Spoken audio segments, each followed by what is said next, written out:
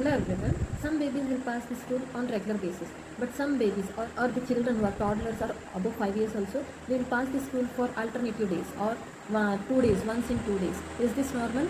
Obviously no. Actually, according to our Ayurveda, any health system, the excreta, whatever we are excreting from our body, it should be cleaned on daily basis, right? So if we pass a stool on daily basis, it means our GIT is perfect or the digestion power is doing its work in a normal way, right? Obviously, if baby is not passing stool on daily basis, it's a sign of constipation, or the baby may be passing hard stools. This may cause some several other diseases in further days if this continues.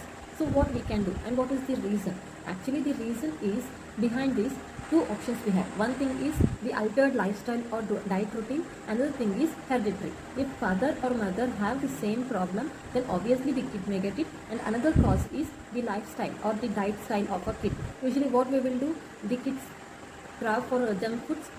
If we avoid, parents, if we avoid giving junk foods, obviously nowadays our kids will think that our mom and dad are old aged people. They will not allow us to eat any type of different snacks, right?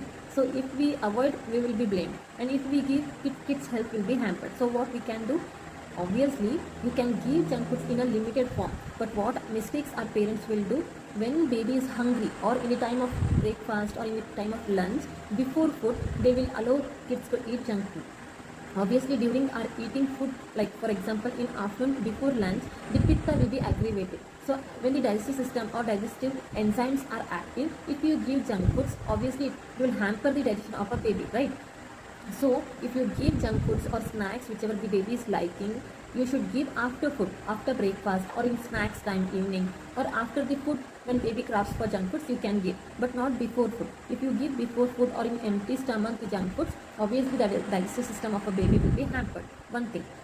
Another thing is the intake of fiber. See whether the baby is taking enough fiber on daily basis.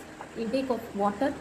See whether the baby's body is hydrated or not. And with this, the nutritious thing of a baby. Though we are giving junk food after food also, see in your food whether all shad rasas, all nutritious diet is involved or not on daily basis. Keep a note on these 3 points to make a digestion power in a good way and avoid junk foods in empty stomach before food. Give them after food.